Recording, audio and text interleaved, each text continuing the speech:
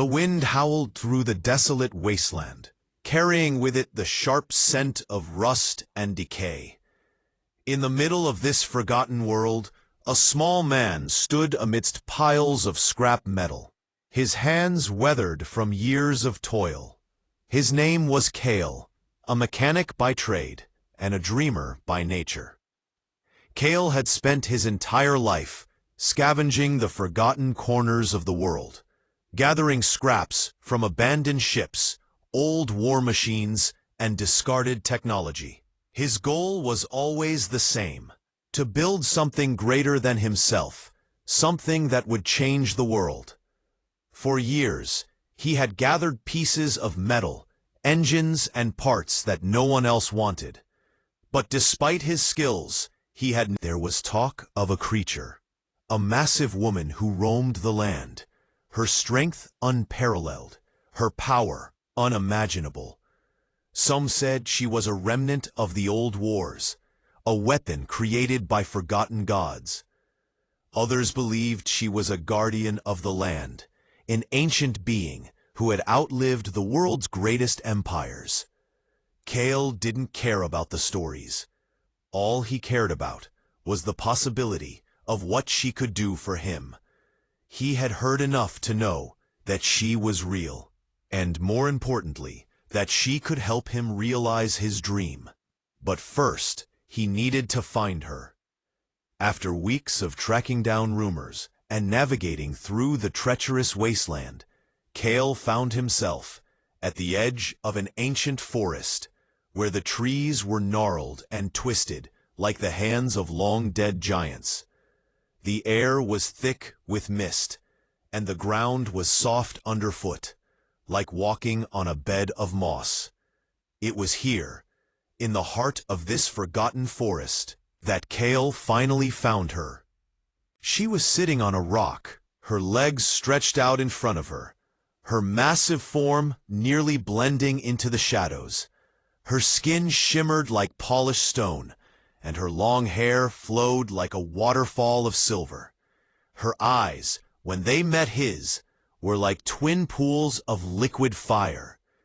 "Who dares to disturb me?" Her voice was like thunder, shaking the very ground beneath him. Kale stood frozen for a moment, the weight of her gaze crushing him. But then, his determination rose to the surface. He had come this far, and he wasn't about to turn back now. "I've come to make a trade," he said, his voice steady despite the fear clawing at his chest.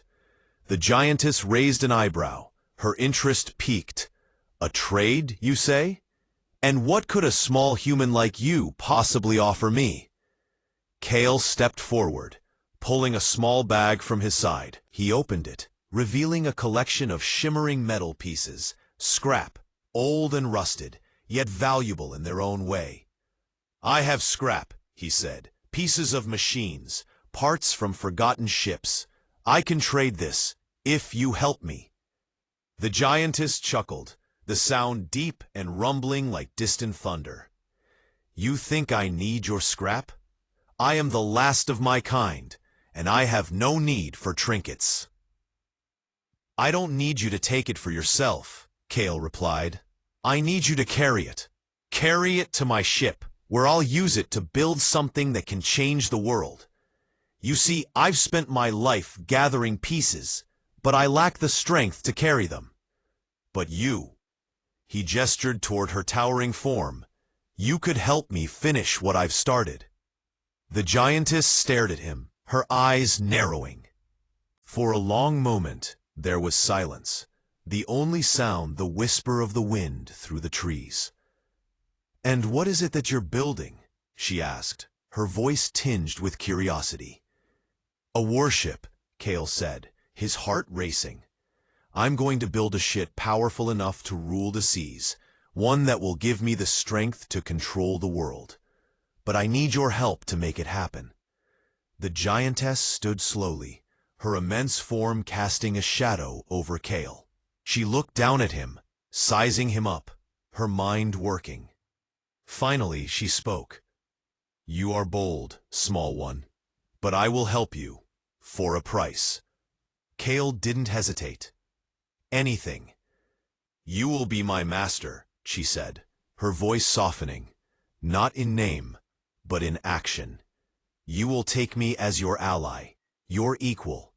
I will carry your warship, but in return, you will wield the power of the Giantess. The world will be at your feet, but you will also be bound to me. Kale's heart raced. It was a fair price, perhaps even more than he had bargained for. But he had come too far to turn back now. I accept, he said, his voice firm with resolve. And so they made the trade.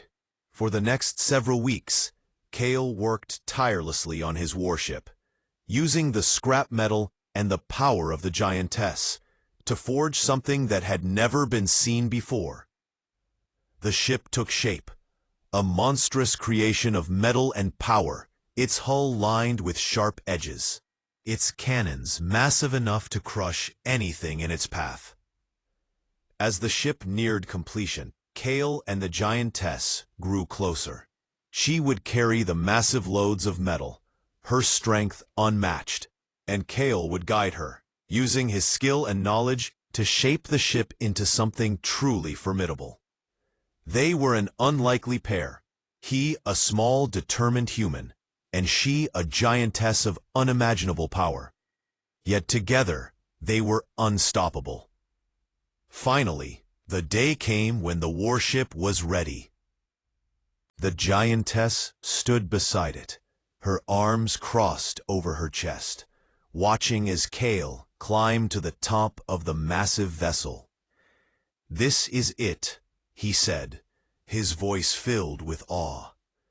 "You have built it," the Giantess said, a hint of pride in her voice. Kale looked out over the sea, his heart swelling with anticipation. He had done it. He had created something that could conquer the world. And with the Giantess by his side, there was nothing that could stand in his way. The ship set sail, its massive cannons gleaming in the sunlight. The Giantess stood at the helm, her towering form commanding the ship as it cut through the waves. Kale stood beside her, his eyes filled with determination. The world was now theirs to command. As the ship sailed further into the open sea, Kale knew that nothing would ever be the same again. He had traded scrap for a giantess, and now he would rule the world. The journey ahead was uncertain, but with the strength of the giantess by his side, Kale knew that he was destined for greatness. And as the ship sailed off into the horizon, he couldn't help but smile. He had finally found his place in the world, and it was with the giantess, his ally, his equal, and his partner in power. Together, they would rule.